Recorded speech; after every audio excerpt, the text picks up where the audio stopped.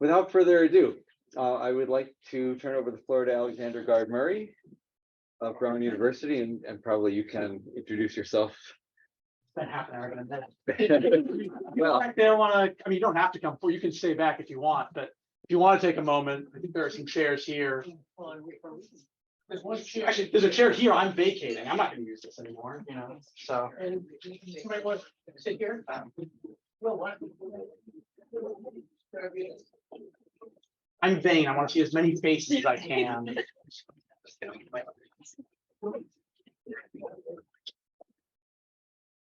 That's probably a good idea, rather than just kind of like this. Yeah. Oh, I've tried to do that. let's see, Caitlin or David or someone on the Zoom, could you unmute and just say if you can hear and see everything okay here? Looks good, Yep, we're Justin. seeing the slide deck, and if Alexander stands where you are, Justin, we should be good. Sweet. Great. Okay, here comes Alexander. Okay. Here we go. See here. Okay. Everybody's sitting where they want to be sitting. That's, yeah, you can move around if you like. I'll be troubled by that. Hi, my name is Alexander Gard Murray, like it says there. I don't live in Providence, but I used to live in Providence when I was a student at Brown a very long time ago. My girlfriend's from North Providence as well, so I hope that establishes some kind of credibility. And I'm also a member of 350 Massachusetts, which I was telling people earlier, met in a much less nice basement than this when I started. So you guys down here could teach us something. I'm a postdoctoral fellow in the Climate Solutions Lab at Brown, where we try to figure out why what you guys are doing succeeds sometimes and why it fails at other times, and how we can help you succeed more. And that's kind of what this talk is about, right? Figuring out how to make the time that we all spend fighting for climate action effective. How do we actually win battles? Ideally we win every time, but we're probably not going to. But what kind of strategies can we use? And I'm going to start with two stories from my own experience working in climate activism. Or not, let's see. Yeah, here we go. So this is a town in Massachusetts called Winthrop. And about 10 years ago, when I was a young and fresh-faced climate activist, we were 350 Massachusetts was trying to get a carbon tax passed. Were you guys trying to do the same thing around then? Yeah. That was fashionable at the time. We're all like, let's have a carbon tax or a carbon price or a fee or a dividend. And we argued endlessly about what we should call it. And the idea was we were going to go to Winthrop, which was the home district of the Speaker of the House in Massachusetts. And we were going to really get his constituents riled up. We were going to get them all excited about carbon pricing. And we were going to do it through a great strategy we called house parties. Someone was going to invite all the people on their block, and they're all going to cram in. And then we're going to send, young, excited activists to give him a speech. And I went down and I gave a speech, and I had charts, and I had like a flip chart, and I do graphs and everything. And I gave a hell of a presentation. I did a fantastic job. And afterwards, people sort of politely clapped, and we're like, okay. And I could see that they weren't like burning up with enthusiasm for carbon pricing. I was like, why aren't you? And they gave me some vague answers until one woman, and I really appreciate her doing this. She said, I think the problem is I don't believe you. Not like I don't trust, not like I think you're lying to me, but I don't think it's going to work. I'm like, what part? I'm like, like we'll take, I tried to explain, I did like the graphs again. And she's like, I know the government's going to take the money and you're saying it's going to give it back to me. And I just don't believe that's going to happen. I'll leave that story there for a moment, but we'll come back to that. And you might just think that was my personal failure, that if I used better graphs or something, I would have convinced her.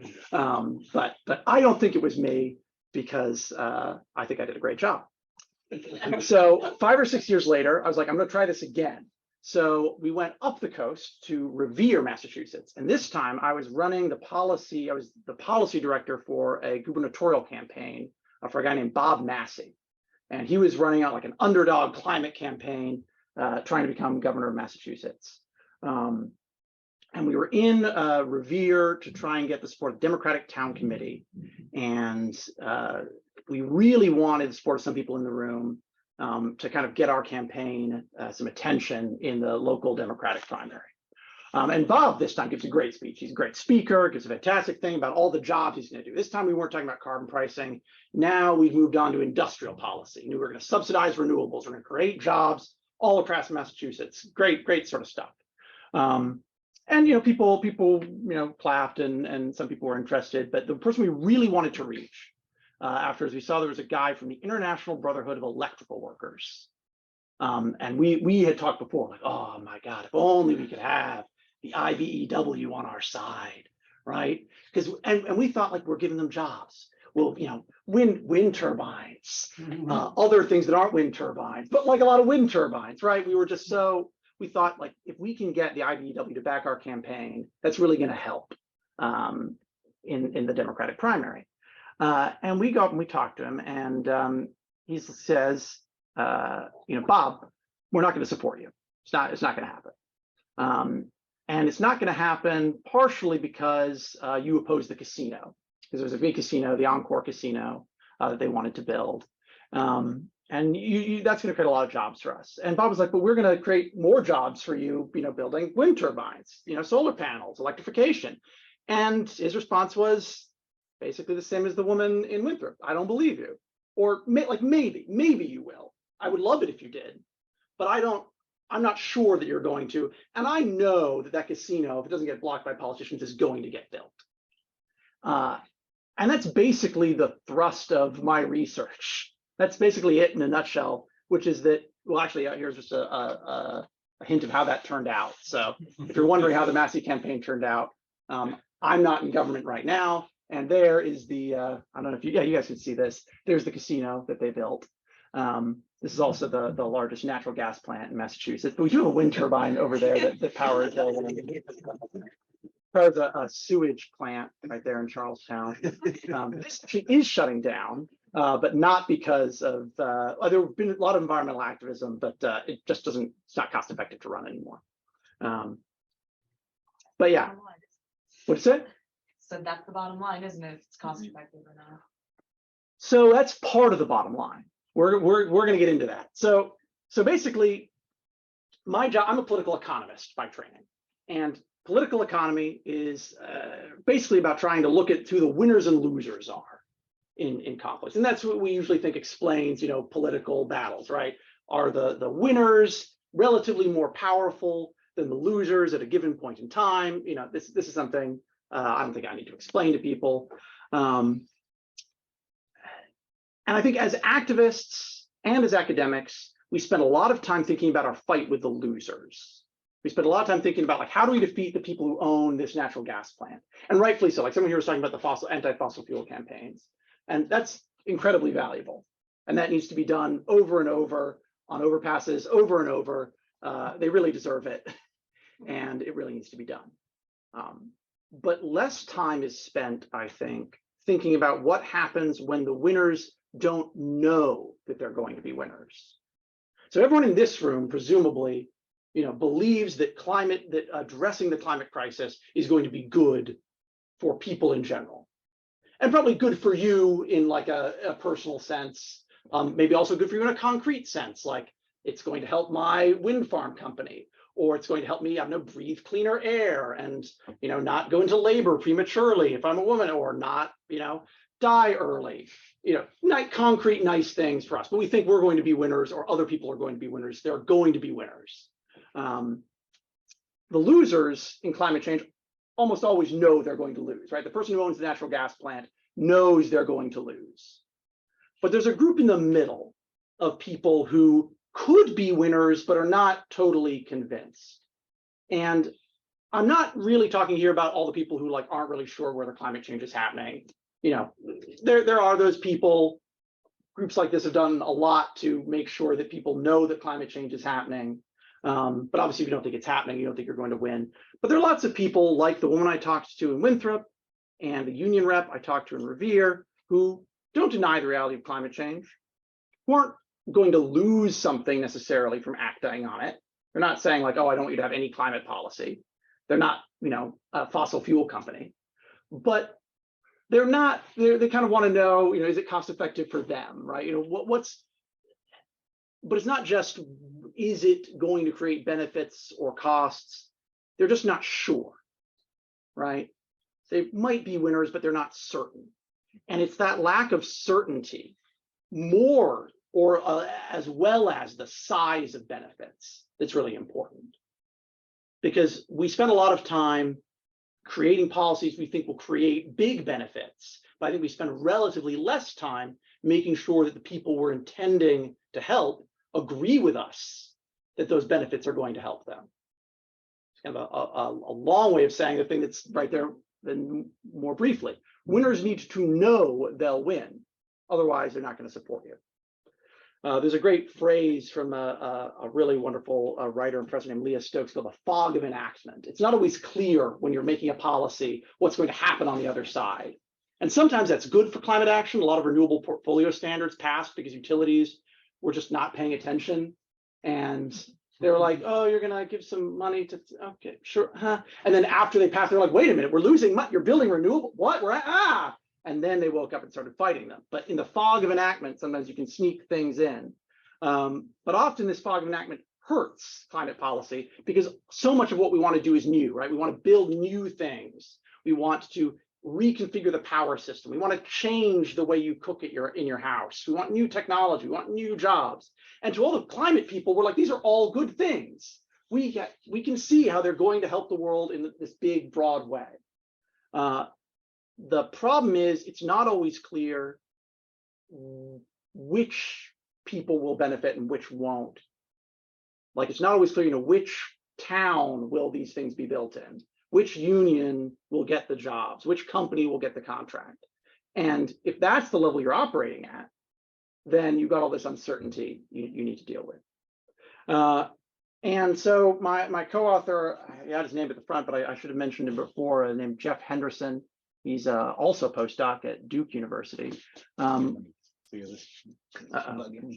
doing something? No, it's just pop up. There we go. Now you can see my beautiful header there. We've tried to sort of conceptualize what are the ways you get to certainty? How can you create that for people? And here's sort of just a few of the things we think, right? It depends on the capacity of the relevant groups. The person in Winthrop, I think, they were intelligent, they were friendly, but like they didn't have the time to do like a big economic study of the thing. I mean, I could have given them more charts, but like there's a question of capacity. And if you're talking to say like a small business, or even a larger business, but from climate isn't the biggest thing, they might not have the resources to do like an in-depth study of how it's going to affect them. The credibility, right? Different people, the messenger matters as much as the message often. In some places, like an academic, with a doctorate is considered really credible. In other places, they're like, and perhaps even more places, they're like, what do you know? Often, businesses are considered much more credible because they actually have money to put down on the table. So if you're building the casino, you're like, I have the money here. I can just gesture to a giant pile of money. I'm assuming that's how casinos work. It's the only way, yeah.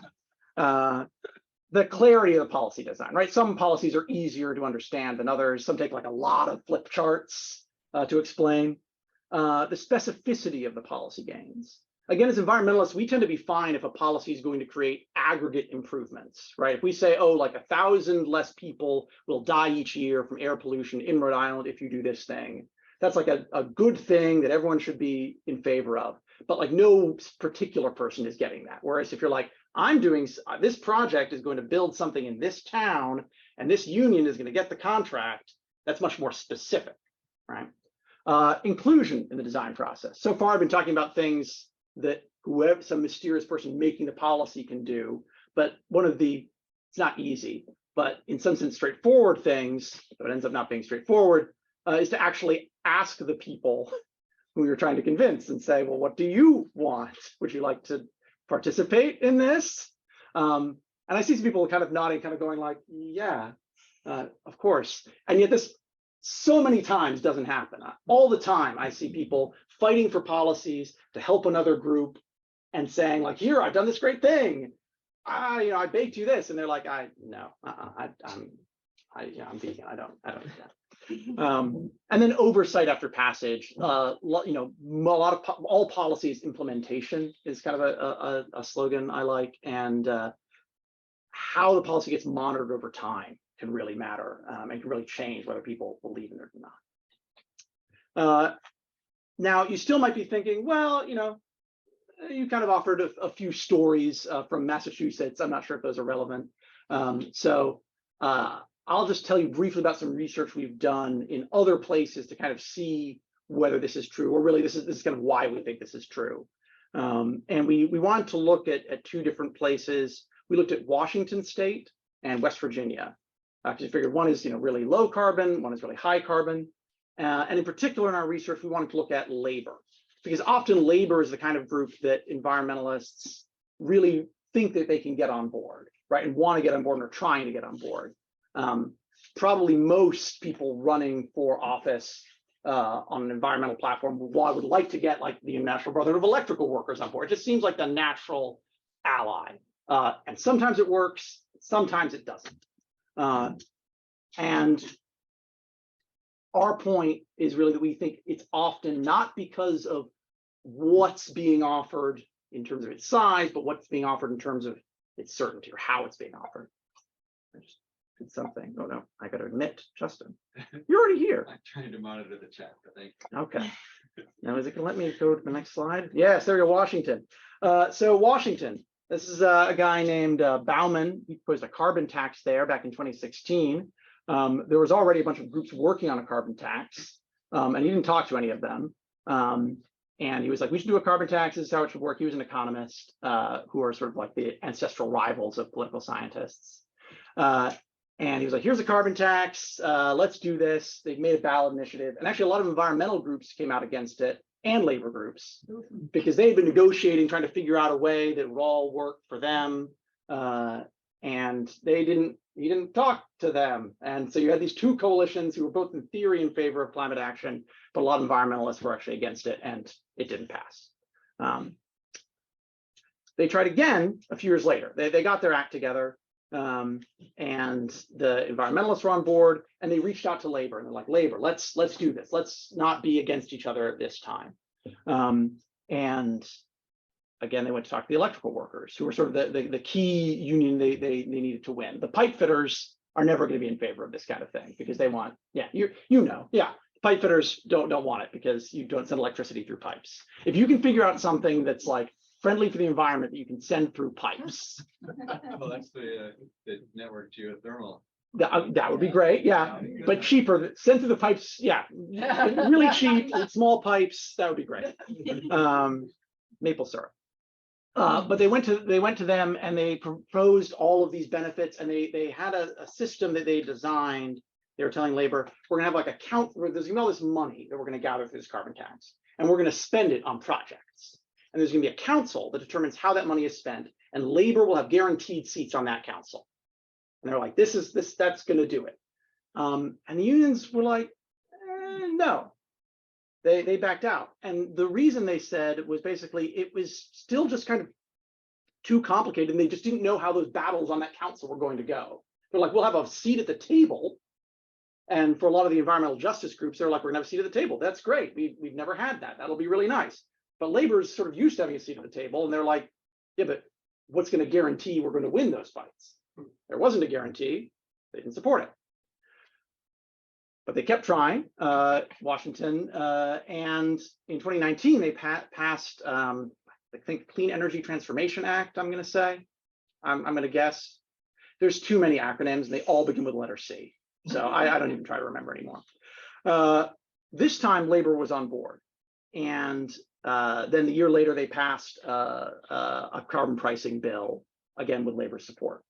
And again, here's what unions were saying, about the ballot initiatives, right? A lot of moving parts, gears turning gears. One of those gears got stuck, the policy would stop working. It was just too complicated. They weren't sure the money was actually going to end up with them. Here, you don't have to read all of this, but these are the sort of the key provisions that the unions really liked in the Clean Energy Transformation Act. the top thing was not so important. I mean, there's the requirement of changing the electricity provision in the state, but there are tax breaks for projects that did things that unions wanted. So you got 50% tax break if you had more diverse ownership, if you had a history of labor law compliance, and you hired local workers. You got more tax breaks if you paid union wage rates, and you got 100% tax exemption if you did the project negotiating with a union. Now, in some sense, this isn't 100% certain because you don't know if any company is going to do this. But the unions were like, with this, we feel pretty confident because now we know there's a definite, clear advantage for every project that works with us. And so they backed it, and it passed. I should say that in our research, we're not. The only thing we care about is not whether something passes. We're really looking at whether the coalitions get built. So if a coalition came together and it didn't pass, sometimes that's not because of a failure among the advocates. It's just, sometimes how politics works. But in this case, it did pass. Now I'd like to move to West Virginia, a state that is not known for being really active on climate change, but is home to the United Mine Workers of America. And I'd like to take us back to 1990 and the Clean Air Act amendments. And interestingly, these would have they were talking about putting really strict limits on coal plant pollution. And the UMWA actually backed them, not the final version, because they kind of pulled the rug out from under them, but they backed them even in 1990, before all the decline of coal that's happened in the last 30 years, because they had offered them better healthcare funding, something that they've been fighting for a long time, and something that was basically going to provide more, I think, again, certainty for their workers. So they were willing, even in 1990, to take a deal that would have hastened the decline of coal, back when coal was doing much better than it is now, in exchange for a stabler health provision for the future. That fell apart. That kind of spoiled the relationships a bit. This is 2014. This is protests for Obama's Clean Power Plan.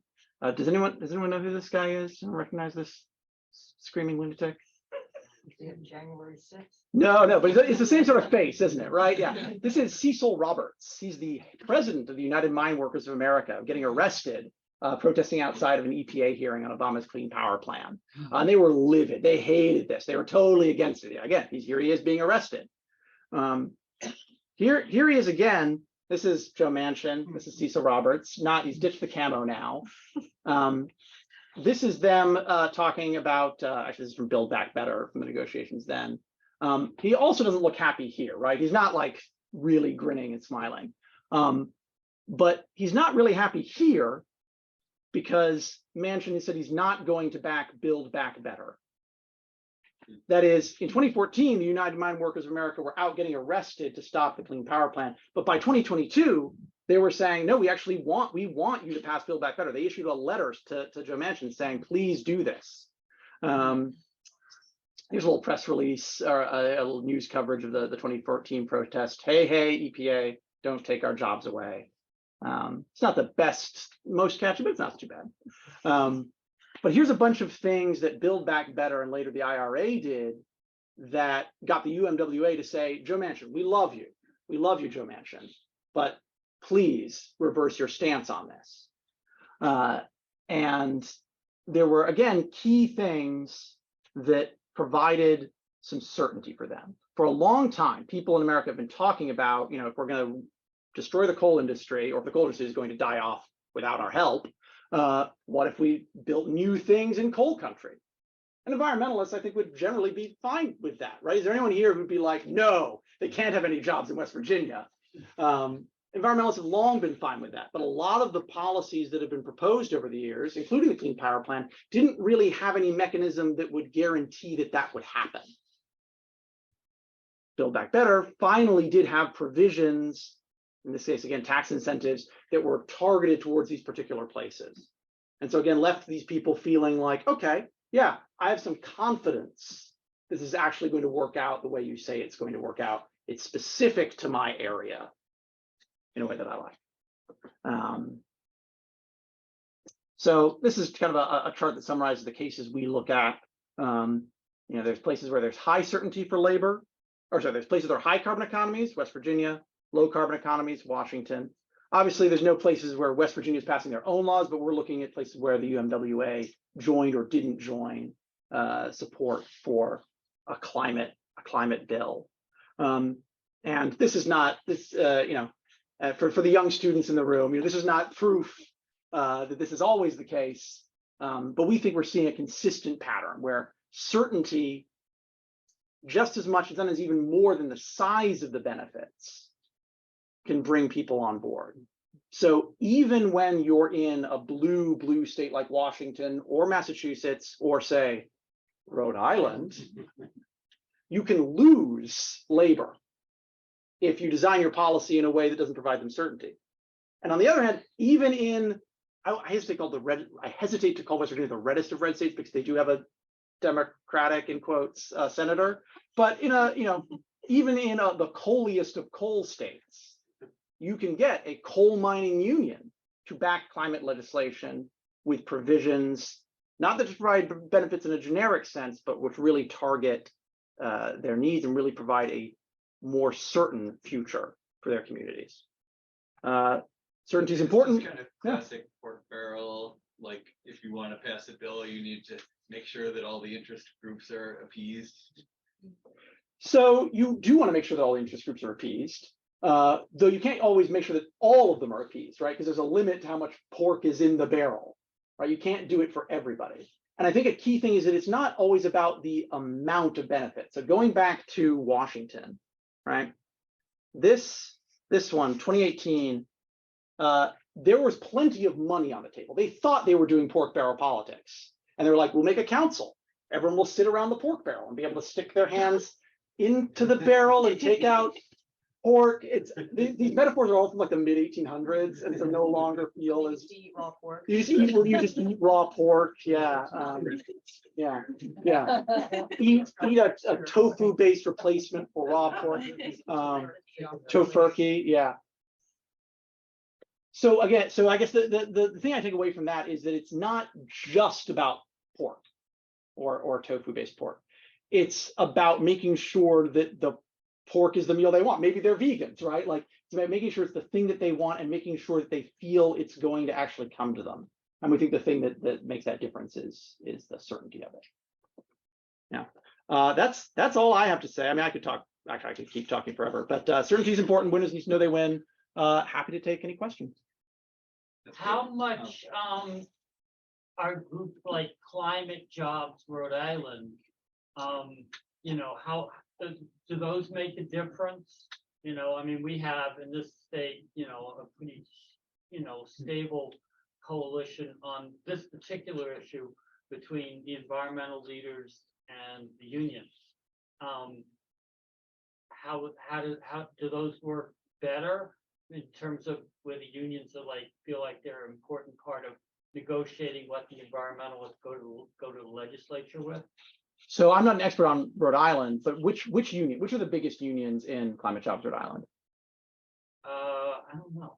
Does anyone here know? This isn't a quiz. I don't know the answer. These climate jobs in Rhode Island?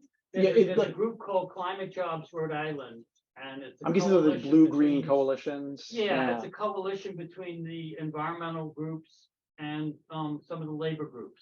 So if we don't know, so San Antonio is the laborers, Laborers, the probably the trades, electrical construction workers, and the construction union. Okay.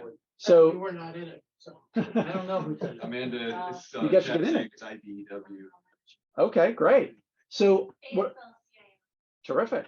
So what I was going to say is about the reason I asked about who's in it is that not all unions are equally relevant to get their support for this kind of thing, right? Like there's lots of places where environmental groups will trumpet having the support of the teachers union or like the nurses union, which can be very powerful unions in their domains, but the politicians usually know like they're sort of signing on to these things. It doesn't affect them. They're not really going to come out and usually go to bat for it. That's a general thing. I'm not saying that the nurses are not on your side here. Maybe they're out fighting with you guys, and maybe that's a priority for them. But yeah, I think if you have a coalition with the AFL-CIO and the electrical workers and the construction trade, that sounds like that would be an effective lobbying group. And yeah, I would say yes, is Kari part of that? Yeah. Well, it made the biggest difference, I think, in passing Act on Climate, the big It made a big legislation that we passed, the big change besides turning over the Speaker of the House from a right winger to a moderate Democrat was, the environment and labor have been on totally opposite sides because of the Burrillville power plant fight. And when that was finally resolved in the correct way, and there wasn't going to be a new gas plant in Burrillville, then labor could actually partner with the green groups. And Maybe I should be out in Rhode Island as the case. It sounds like Yeah. you guys already, why am I telling this to you then? You guys already know. Yeah, there's a lot of funding in the state right now towards the labor unions and like getting more people into those industries. So I think that's something else to consider, like what are the main goals of the state at that time and how can you partner with that? And getting people into, I think one of the unions I often care about, are you getting people into those industries into union jobs, right? Not just into jobs. Because I think a lot of mistakes that were made like 10 years ago was there'd be things that say, well, we're going to create jobs in this industry, but not necessarily union jobs, and in which case it's no good for the union, right? Then, Yeah. I'm not surprised you don't have questions though, because you guys have already done it. Yeah. Yes, I have a question. So when you're talking about, what is being won, right? Like what are the benefits in question, right? There's a question of like tangibility. So when you're talking about jobs, when you're talking about like economics, it's a lot more feasible, or not, I guess not feasible isn't the right word, but more tangible, right? Whereas when you're talking about sea level rise and air quality and grid reliability, like these concepts are like more abstract to some people than this job to this person. So Until your power goes out, and then reliability suddenly is super, yeah. He's knocking at your door. So Yeah. how do you effectively communicate those kind of benefits that are less quantifiable, I guess? I think put it into like a real life example that they can relate to, layman's terms. You put the thing in the thing and then your light turns on. Don't you like when your light turns on? That kind of thing. Sure. So I think there's a lot of good work on like good communication strategies, but I think I'll just say here that different strokes for different folks, right? Yeah. There's, I think, not a lot of value in just trying to say the same message to everybody. I think some mistake that some environmental groups make, and not necessarily you guys here in Rhode Island, but that I've definitely made and I've seen made in Massachusetts, is the assumption that what brought people into the basement here is the message that will bring people elsewhere into things. So, I mean, people probably may care about grid reliability, but yeah, finding out what people care about before you assail them with the benefits. The nice thing is there's so many benefits, you can kind of just take your pick once you know what they do care about.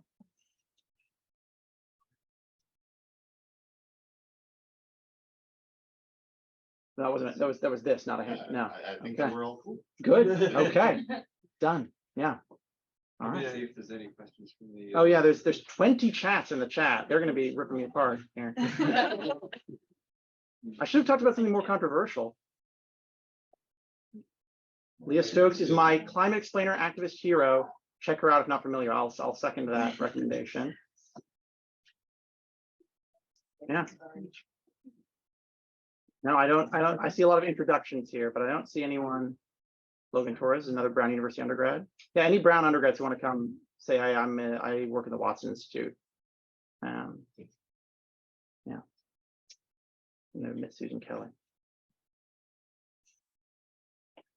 Question? I have a question. Yeah, I was thinking about our meeting with the Chamber of Commerce, the Northern Rhode Island Chamber of Commerce, and how they brought up what about the gas station owners? People who, they're going to be opposing clean energy legislation. The thought is, and what you're talking about is bring them in and see what can we offer them in this transition. And I don't know, I'm just throwing that out to see what anybody's thoughts are. Electric charging at every gas station in America. Yes. But are they gonna make money off of that? Yeah, I mean, No, it's people, not obvious. It's not so obvious, right? 'Cause people charge at home. If they Yeah. can. but I mean, there's gonna be, I mean, everybody's saying that for travelers, they gotta have chargers. And, you know, I mean, that's the kind of thing, and people get charged for the charger. There's no reason why gas stations couldn't go into that business. No, I actually don't think it's the same. It's just hearing about it. You can't sell them. You're not a power plant. You can't kind of sell electricity. So it doesn't, it can't work economically like gas. So that's really complicated. But I think it's an interest. So there's a bunch of bills coming up, and we're trying to figure out which bills to get to. You know, we have limited amount of resources, Right. which ones to prioritize. And it's interesting to think about, like there's this EV one, and right. Does anybody know the monetization practices for charging an electric vehicle publicly? If they charge by the minute in New Hampshire, Oh, okay. Yeah, I think. even if you got a slow charger and as opposed to a fast charge, you still get charged by the minute. I was looking into solar quotes for my company and a lot of the quotes I got were throwing in free electric vehicle charging if you get solar on your roof. These are like big roofs that we're putting on over 50,000 square feet, so not like a gas station, but they said one of the benefits that a company they had worked with was they were able to offer their employees a charge at a reduced rate because they had solar attached to it. So they were still gathering revenue from the electrical vehicle charging. I'm not exactly sure how. Yeah, the problem is that usually people want to charge, they want to charge out, and they're doing it outside their home. They want to charge during the day when power is cheap because the sun is shining and all that.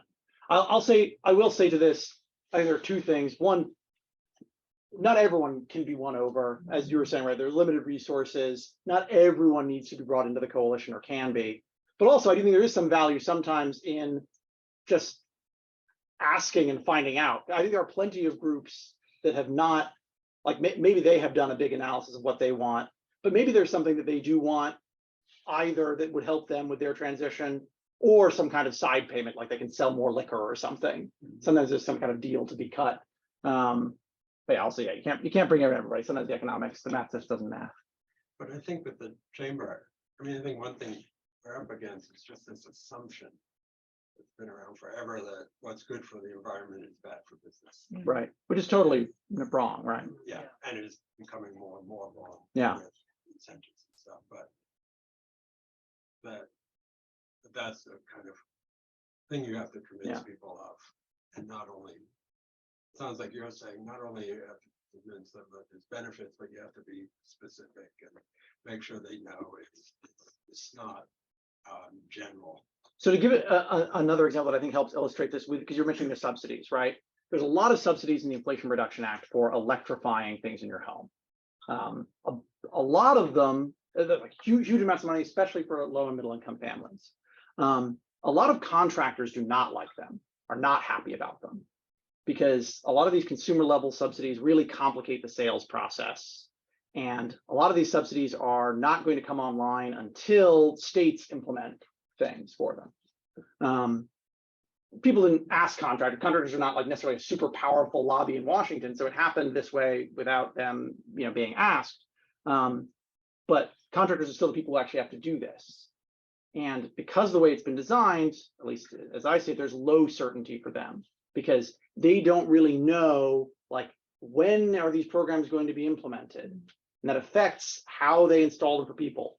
And that affects their interest in promoting electric appliances and promoting home electrification. This is a policy that's giving a lot of money that should be good for this, but I actually think the way they designed it is probably not going to drive as much change as they want because it's really unclear to the homeowners and to the installers. And what we ended up seeing is, there's a $2,000 subsidy for heat pumps, and now heat pump prices have gone up by about $2,000. Well, that's because the people like taking in the shipments of the units can make the price that they want because they're coming in from other countries. I mean, some of them will be made here, maybe more than made here, but yeah, no, people are capturing that extra value. Yeah. Question. Oh, we have a question from the chat? Yeah, but go ahead, Brian.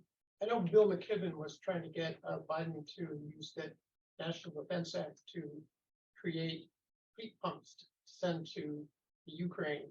Yeah. And Whatever happened with that? Did anyone- I was actually involved in some of these talks, because I do a lot of heat pump work. They use different heat pumps in Europe. They use very different kinds of heat pumps. And mostly they heat the water. So the kinds of heat pumps we usually use in the US heat the air and they heat the water there. So we would have to, it would take a while for us, like a few years, probably to spin up the manufacturing to make hydronic heat pumps, by which time, hopefully, Putin's been defeated. But I think that's kind of what that, and there was also like, maybe we'll send people to do it. Like we'll send like more contractors to install them in Europe. But that also would take extra time to train them because they, again, use different sorts of systems. Yeah, there's some technical incompatibility there. Yeah. But also then the winter was milder, so it didn't end up mattering as much as we thought it was. Caitlin on the chat asks, do you have any advice for us, especially on what type of issues or legislation it's easiest to build coalitions around? Oh, what are the easy issues? I mean, what's the menu of options you've got, right? Like it depends. Well, what's on the agenda? Is there a ton of things? We talk about transportation, or we talk about, you know, heat pumps, for Yeah. example. You know, how do we build a coalition to actually get heat pumps into 98% of the housing stock? Yeah. So both of those are good areas right now, and probably why you guys are thinking of them, because obviously, right, the technology has gotten to a point where like we've reached an inflection point where they're just like sensible options you would do even if you didn't care about the climate. Even if you were rolling coal, you might still be like, you know what, maybe a heat pump, like, you know, and a gas boiler. You can have both, like, you know. I think what I would say in terms of building a coalition with that is like, think about who the bottlenecks are. So again, with heat pumps, I think the contractors are a big bottleneck. My upstairs, I'm a renter. My landlord, their gas boiler just failed a few weeks ago. And before I could like talk to them and shake them and yell heat pumps in their face, they'd already put a down payment on a new gas boiler because they're like, oh, what do I do? And they're like, well, you get a gas boiler. So I think really reaching contractors is key with that. So it's sort of trying to think about who the real bottlenecks are in the process, I think is important. Yeah, a lot of contractors don't know how to work with them. They know how to work with what they know. And since heat pumps are not that, you know, haven't been around here that long, they don't really know what to do with them. They don't have them in stock to sell. So yeah, it's a big hurdle for them. I sold heat pumps for a while. So. Oh, true. We should talk heat pumps afterwards, right? Green Energy Consumers has been doing these awesome webinars on heat pumps. So I think there's still Green Energy Consumers. Okay. In Madison, Rhode Island has been running a series of information webinars about heat pumps, which have been really informative. I think one of the things that's really missing in these discussions is the fact that the long-term relationships make a difference. And I mean, you know, you can see it in all the years that people have been working on this stuff, and who, you know, finally, you know, develops enough trust in each other to work together. I mean, the thing I was at before this was the Sustainability Commission in Providence making a presentation to the mayor about the climate justice plan. And I don't know how many of you are familiar with Providence's climate justice plan, but it's basically become the world model for it. And they were talking about, you know, how do we implement it better? How do we implement it in the you know, we got to do a comp plan before we redo the zoning code. And so it's like, and so the people on the Sustainability Commission were pointing out that a lot of the people that they worked with in the planning department at the city hall, you know, the mayor's sitting in the room, and he dumped some of the people in the sustainability department and the planning, and they said, you know, those relationships that we built with the people who when we were doing this first plan, you know, they're gone. How do we keep moving with this? And, you know, I mean, I think the mayor's reasonably committed to doing it. I never trust them, but that's another story. Yeah, mayor's committed to changing over their staff during their election. Yeah, right. Because they want people all on their side in their office. But that's something I think also that a group like Carrie, obviously there's going to be turnover over time with groups Right. like this. But yeah, I think being in it for the long haul when you're building relationships with organizations, I think is really valuable. Right. And Because that's people why who something remember, like Climate Jobs Rhode Island is so useful, is that it's kind of a separate entity, but it's got, you know, one of the chairs is an environmental leader, the other chair is a union leader. And, you know, the AFL, and so, you know, but, you know, it took years to be able to get to the point where they could sit in the same room like that. And, you know, I mean, you know, I know I've had fights with unions for 40 years. But you keep doing it, right? Yeah. Yeah, well, actually, I don't keep doing it. But somebody keeps doing it. Someone keeps, people keep doing it. As a group, we keep doing it. Yeah. Yeah. I tend to That's do my not- own research and say things that nobody else will say and leave my friends to do the other stuff. There we go. Yeah. Wow. So if any of the Brown students here know that Professor Srinivas ready, let me know after the meeting. I'm trying to get a hold of him. Returning your calls.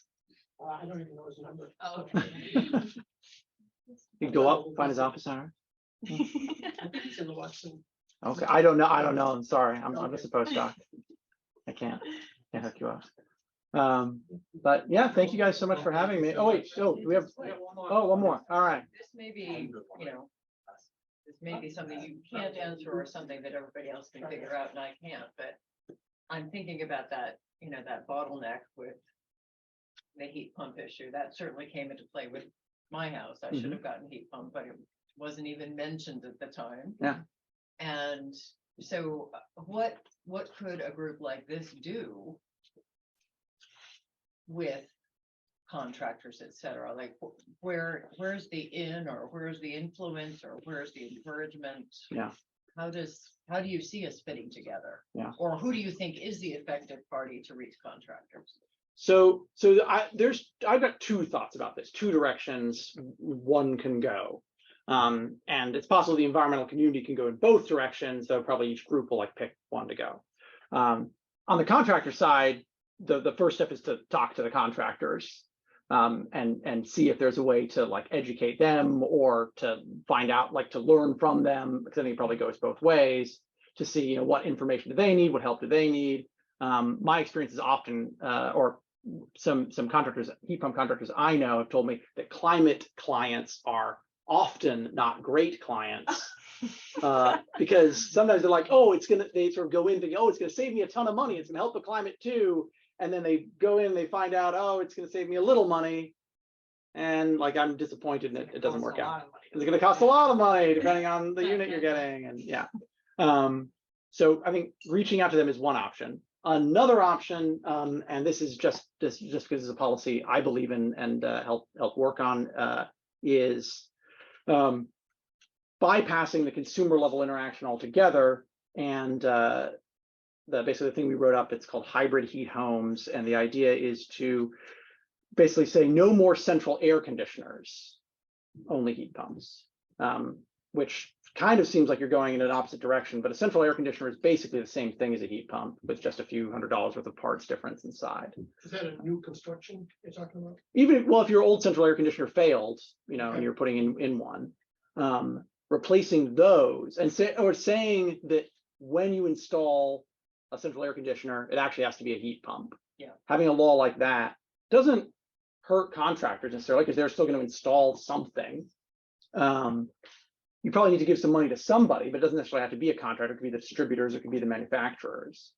That would probably be ideally done at the national level, and we're trying, but I think that's also something that could work on the state level. Okay. And if that's something you guys are interested in, I'd be happy to talk more about that.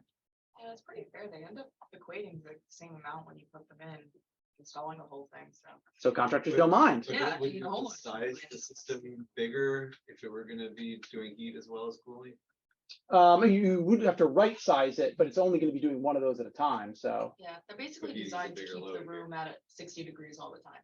you also don't have to. So most people, I think in New England, you could either buy a cold climate heat pump, which is going to be substantially more expensive, but if you can afford it, great.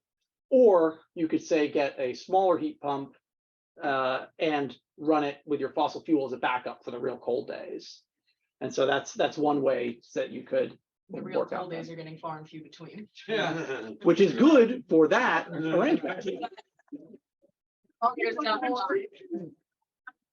you had any discussions with like, trade associations, like, you know, the electrical contractors have like, you know, most kinds of groups like that have some kind of trade association. Has anybody been talking to the trade associations in the construction and, you know, the energy industry? Yeah, well, once a month I talk to the there's like a hybrid heating group that talks Yeah. with industry associations. Oh, there we go. Yeah, Just share. take some pressure off me. Come around and be us. That's good. Yeah. Thank you guys so much for all your Thank questions. for Speakers, coming out. really.